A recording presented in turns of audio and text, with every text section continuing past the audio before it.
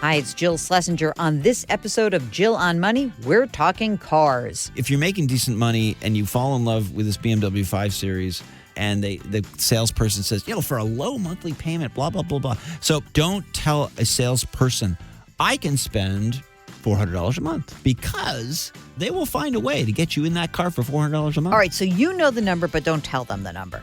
Right. Welcome to the Jill on Money podcast. We're presented by Marcus by Goldman Sachs.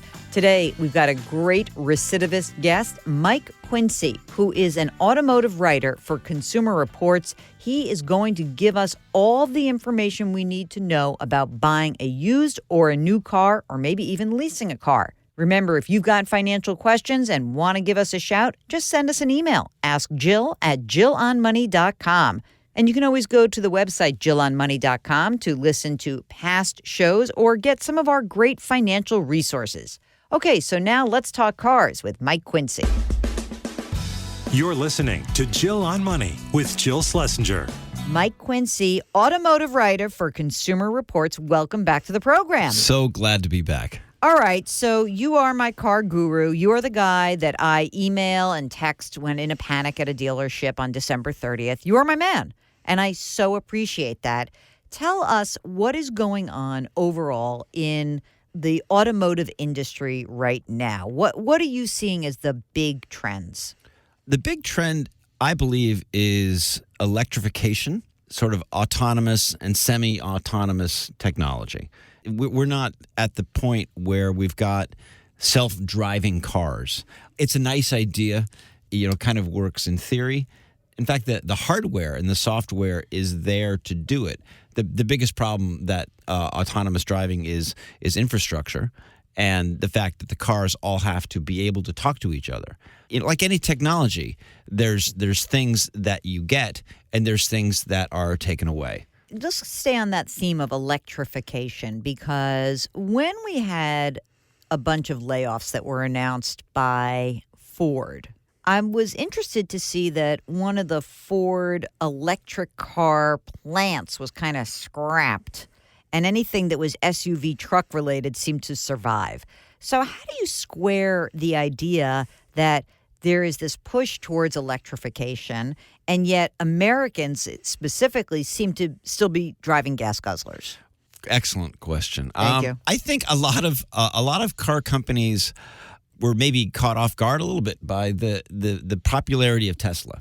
I think if you go into well-to-do neighborhoods 10, 15 years ago, the people that were doing well, they drove a BMW 7 Series. They drove a Mercedes-Benz S-Class. Maybe they drove a Lexus. And now the status symbol seems to be Tesla. Not that that's the whole push behind electrification, but corporate average fuel economy for all automakers has been trending up, which is a good thing. And to get those kind of cafe credits, you have to think about electrification. The models that have done the most outstandingly in Consumer Reports fuel economy tests are usually plug-in hybrids. But that's not without its downsides. I mean, with an electric car, you have range limitations. Some of the best are going 200, 250 miles, which isn't bad. But when you think about a Toyota Camry hybrid that can go, 500 or 600 miles on a tank full of fuel, and it takes, 5 to 6 minutes to fill up that tank of gasoline. Whereas if you have to recharge a Tesla or a Nissan Leaf or whatever, it could take hours.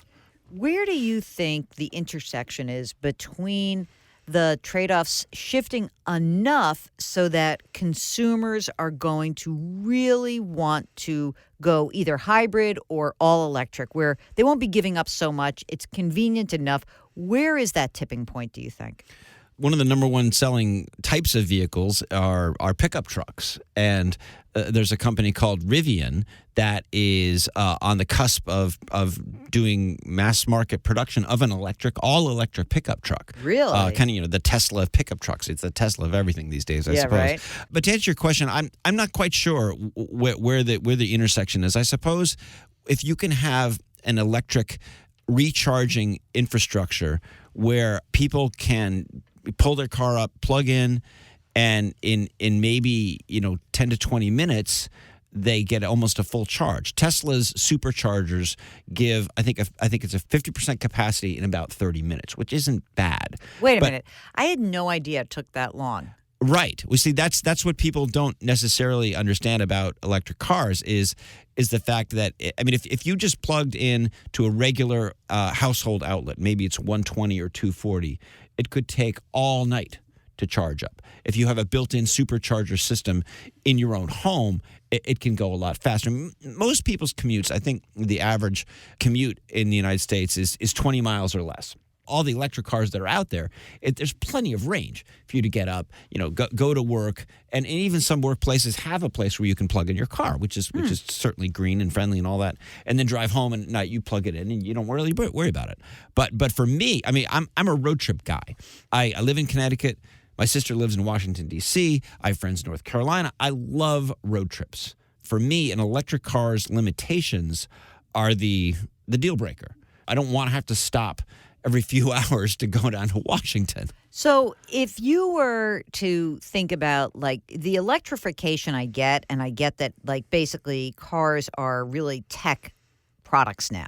Talk about the self-driving part of this. How long before we actually get self-driving, do you think? Really? Not in our lifetime. What?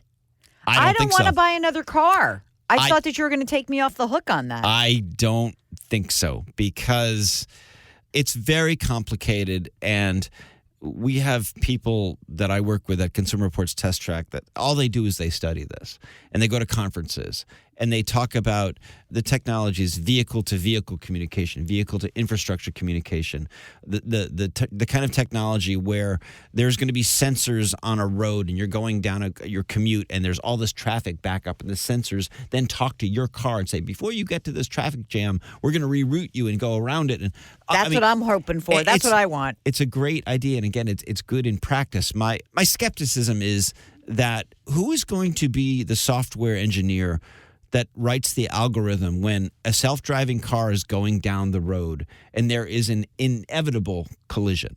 There's going to be a collision with a car that's coming at you. There's going to be a collision with and there's a tree and there's somebody pushing a baby stroller on the side of the road, and there is going to be an impact. Yeah. Who decides how to program the software of the self-driving car to make that decision? Right. Do I sacrifice the person driving the car or do I sacrifice the child? Exactly. And if you have a software engineer that writes that program, what are the lawyers of that software company saying? Okay, hold on a second. Are we going to be on the hook for this? If a really bad case scenario happens, how do we defend that? I mean, I think self-driving cars is going to be slowed because of liability.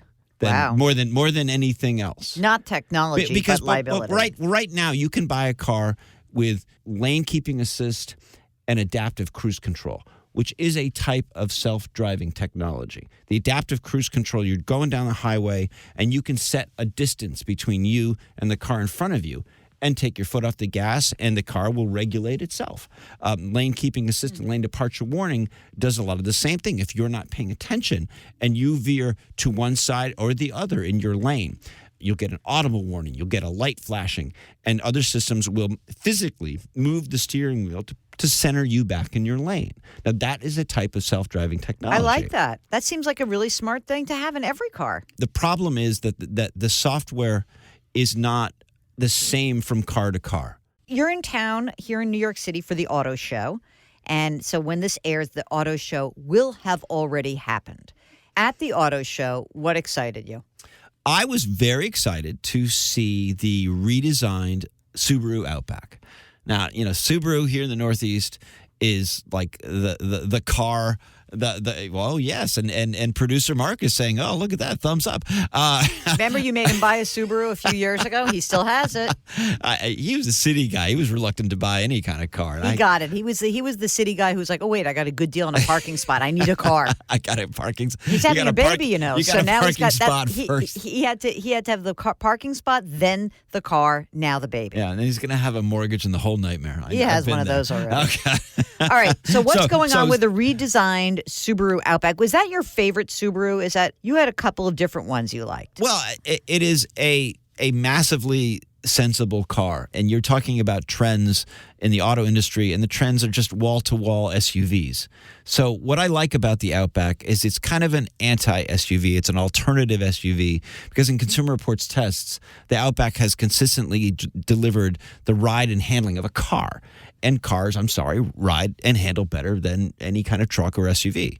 The Subaru is managing to put almost all their models with standard all-wheel drive, yet their fuel economy remains competitive. They have been on the forefront of including important safety features such as forward collision warning, automatic emergency braking on all of their cars. Glad to see that it's going to be standard again, even on the base trim line. A lot of manufacturers make you get the highest trim to get important safety features, or you have to get sunroof, you have to get leather seats, you have to get all this stuff maybe you don't want to get the safety features. So I'm really happy about that. Subaru's really been on a roll lately. I've done very well in Consumer Reports testing, high owner satisfaction, great reliability. They've always been the underdog in the auto industry, the smallest, one of the toughest fighters. And they show great spirit in their products and their management. Anything else at the auto show that stands out from a consumer perspective? Not some weirdo concept car, but just like a real... No, you're right. Right, like something that I could actually, say, that is something that I should know about. Well, the Toyota unveiled their Highlander SUV. Oh, how does that look? Listen, Toyota knows what they've got with the Highlander. This is the fourth generation model. It's a solid brand name. They're also bringing back the hybrid version, which the last model got 25 miles per gallon in Consumer Reports testing, which is awesome for a 3-row SUV. Toyota has legendary reliability. So from a general public standpoint, the Highlander is a major announcement, and for people in the market for a vehicle like this should definitely check it out. So it sounds like to me that there's two big takeaways from the auto show that could be intriguing for listeners. One is the Subaru Outback. The other is the Toyota Highlander. Those are like definitely family vehicles. What about our snobs out there? Anything interesting for the snob out there? A BMW or a Mercedes? Or Sure. Was there anything at the auto show that was interesting upscale? So Mercedes rolled out their GLS, their near top of the line SUV. They call it the S-Class of SUVs. This is major money. This is BMW technology, 3-row seating. It's a big vehicle. This is Jill on Money. We'll get back to our interview in just a second. Now, if you've been listening to this show, you probably recognize that it's me, Jill Schlesinger. I'm also a certified financial planner, a CBS News business analyst, and yes, the host of this podcast called Jill on Money. Okay, today I am here to tell you about our sponsor, Marcus by Goldman Sachs. Despite the taboo, money is not only personal, it is social. Marcus serves up financial tips, insights, and inspiration to help you get better about your finances. And you can join in on the conversation by following at Marcus by Goldman Sachs on Facebook, Instagram, and LinkedIn, or at Marcus on Twitter. Every follow is a financial step in the right direction. You can money. And now let's get back to our interview with Mike Quincy to learn how to buy a car. All right, let's talk a little bit about your car issue. One of the things that's always so impressive is that you just do a great job at Consumer Reports of breaking it down in terms of, kind of the cars that all the different types of car buyers would want. So let's talk about your top 10 picks and tell us what surprised you on that top 10 list, by the way? To be a Consumer Reports top pick, there's a few criteria that every car has to go through. We're looking at a combination of performance, reliability, owner satisfaction, and the availability of standard safety equipment. So we keep raising the bar and we keep making it tougher for manufacturers to... I got to tell you something. I just flipped through it. I find this to be a fairly boring list. But I'm excited because it's your list. Well, listen. What's the difference between a Subaru Ascent and the Subaru that you just described, the Outback? What's the difference between those two cars? The Ascent is Subaru's second effort at building a 3-row SUV. Their first effort kind of failed sort of miserably. It was called the Tribeca, but they knew they had to be in this space, the 3rd-row space. Okay. And so they brought out the Ascent. As the first year of the Ascent, we had some reliability data on it that shows that it was typical Subaru. It was knocking it out of the park, and it really impressed us. It impressed us so much that it knocked the Toyota Highlander out of the top spot for a mid-size 3-row SUV, and that is no mean feat. But you're right. I mean, listen, the Ascent is it's kind of a family car. Our mid-size top pick is a Toyota Camry hybrid. Boring. Not exciting. Boring. But really good on gas. Good for your parents, everybody. 47 miles per gallon overall in Consumer Reports testing. Good for your parents and good for your kids if you want a boring car, right? It's actually one of my favorite rental cars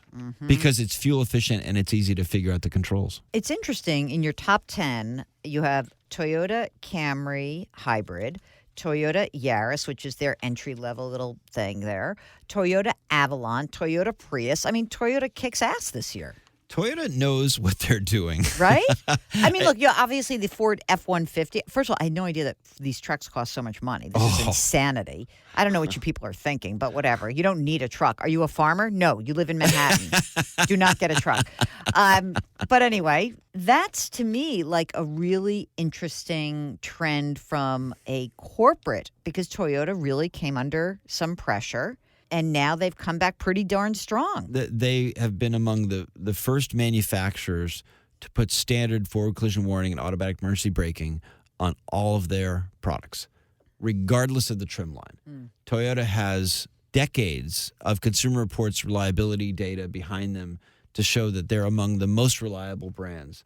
Toyota was among the first manufacturers to not only embrace hybrid technology, but they stuck with it. I mean, they've never given up. Good to know. All right, now just rounding out the top list, you have the Audi A4, which you guys have liked that as a compact luxury car for a while. Great car. Then for the other people who really should be buying the Forester, but instead want some status, you've got the BMW X5. Yeah. Well, yeah. Listen, I'm as skeptical as anybody when it comes to people that insist on spending a ton of money for a car. I love cars, obviously, because I'm here talking about it. But our as-tested price for the BMW X5 is $68,000. That's just a lot of money. That's I'm sorry. That's a lot of money money that can go into a 529 plan, ladies and gentlemen. But here's the wacky thing. Yeah. This X5, it almost is worth it. Really? It's that good. There is no car that's worth that, probably. It is comfortable. It's quiet. It has great handling. There is something about this car that BMW said, we are going to pull out the stops and just wow everybody. And it wowed. This car is so popular at Consumer Reports Test Track. I swear the engine never gets cold. I mean, it's always being signed out. We have this big board. It's a whiteboard that has all the keys, and you can write on it, Mike Quincy would like to have this car, the last weekend in April or something like that. It is always being signed out. Okay, so we got the top list. You also have the best new vehicles under pricing and best used vehicles. One of my favorites, how the brands stack up. Subaru, number one, with an overall score of 81. My favorite being the last, Fiat, fix it again, fix it again, Tony, as we used to call it way back when. But also in the low end, there are some very popular cars that fall in sort of your yellow zone of not so hot. But the one that really does jump out at me is Jeep. Right. Man, do I see a ton of Jeeps on the road. What explains the popularity of this car/truck, let's call it a truck, considering that it has terrible reliability? Consumer Reports tested the redesigned Wrangler. I mean, the most iconic looking Jeep is the Wrangler, obviously. Yeah. It is still kind of crude. It's noisy. It has a rough ride, but it got better. It actually got a lot more civilized than the last version. That being said, I don't want to drive cross country in one, but it has. I don't want to drive cross town in one. Cross town is actually kind of fun, especially when you put the top down. You can remove the doors. Are minivans like OSO 1990s? What's happening with them? They're definitely not dead. Mm-hmm. They're dead as far as the domestic manufacturers go, but Honda. And Toyota and Hyundai are not giving up on it. I'm a dad. My kids are older now. They're teenagers. But when they were younger and they were in their child safety seats, there was no better vehicle to take on a family vacation than a minivan. Yeah, they're easy. They're the best. So when young families come to me and ask me for advice on which car to buy, we got a baby, got another one coming, blah, blah, blah. I say, get a minivan. Forget about the image. Forget about what people think. Get it because you won't regret it. It's easy to get in and out. And you're on a road trip. You pull on the side of the road. You got to change a diaper. You're in right there. You're done. The back of the van holds your portable cribs, your strollers, your baby, all your dog stuff. Because I know you have a dog too, stuff. probably. Yeah, of course. Right. So I love minivans for the functionality of them. To answer your question, not dead, but they're not as popular as SUVs. Okay, let's do car buying 101. Okay. Number one, I'm literally taking notes right now. This is theater of the mind, ladies and gentlemen. And I wrote on the top of my yellow sheet, car buying 101, and I wrote 1, don't fall in love. What should you do next? Be honest with how much money your monthly budget should be earmarked for Run a car the numbers. payment. Yep.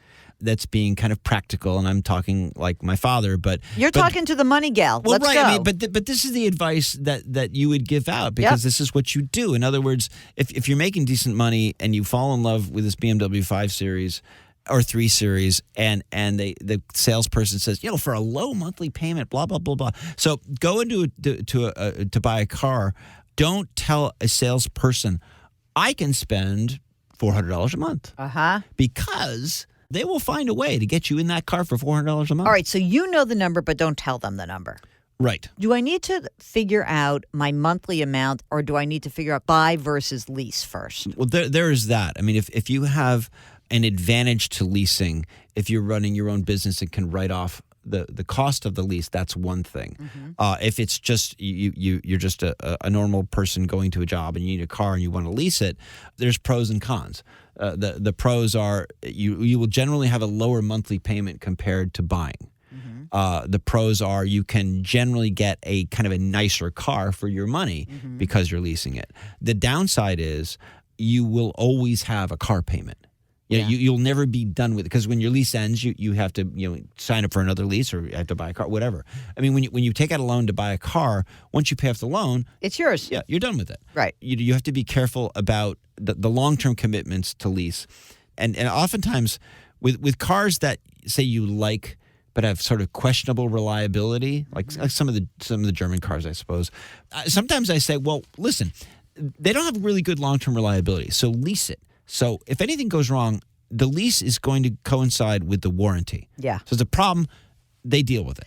I'm still struck with the idea that the car buying experience is still stressful, considering how much information is available. But that essentially every deal, you could go online. All you have to do is go to Consumer Reports. You can find this information. You can go to lots of different places, and you know how much money a dealer is going to make on a car, right? How much negotiation should you really do?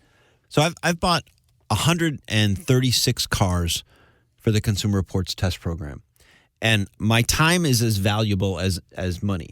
So when I know the dealer cost, or even when I don't know the dealer cost, I'll find that they have what I'm looking for in stock. And I'll say, I'll get on the phone or I'll send an email. I was like, okay, listen, I can see the window sticker, which is X, and then there's your cost.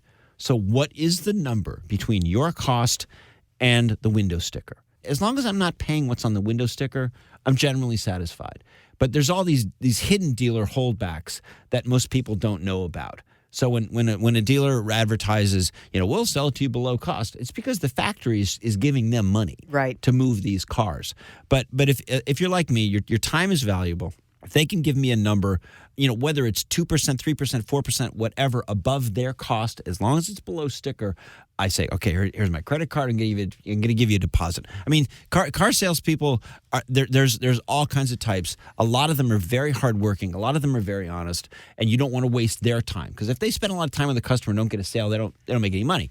So I try to be fair with them and say, I'm not wasting your time. I really am a true buyer. Okay, and so the range though would you say it's fair to say 2 to 5% above dealer cost? Yes, at the true dealer cost. True dealer cost, and I can find out the true dealer cost online? There are a number of websites that have cost information. Some are free, some you have to pay for. generally you get what you pay for. Consumer Reports has its own buying service. I don't want to, plug tout it out there too much. Plug it. The Consumer Reports Build and Buy. You go on consumerreports.org, and for a fee, they will help to guide you through this process and find you a car that you're looking for a fair price. One question we always get: does it make sense to buy an extended warranty on a car you plan to drive for a while?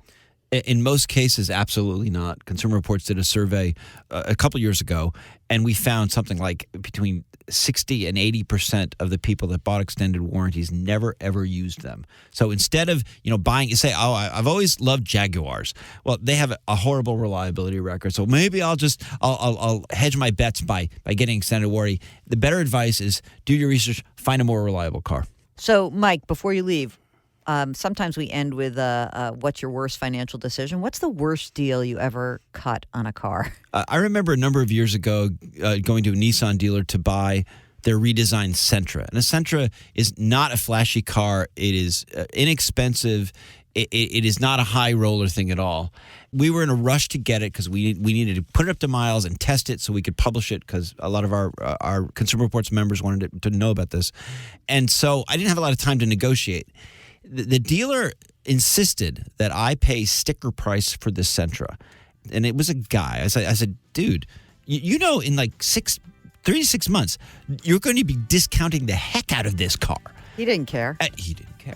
And it wasn't like a hot car. It was like, oh, my God, everyone's falling over themselves to buy the new Sentra. But I remember that particular deal, the salesperson would not budge. But, with a little bit of homework, I kept notes on all the cars that I bought for the program. If you'll invite me back, I will come in with these notes, and I will tell you car buying stories that will make your hair curl. All right, when you come back, and who knows when that will be. Mike Quincy, thanks so much. Thanks for having me on. Thanks to Mike Quincy, the automotive writer at Consumer Reports. Don't forget, we drop new episodes of Jill on Money every Tuesday and Thursday, and sometimes a Friday bonus, too. Our music is composed by Joel Goodman. Mark Talercio is our executive producer. If you'd like to subscribe to the program, just go to Apple, Stitcher, Radio.com, Google Play, anywhere else you find your favorite podcasts. We're distributed by Cadence 13. The show is presented by Marcus by Goldman Sachs. See you next week.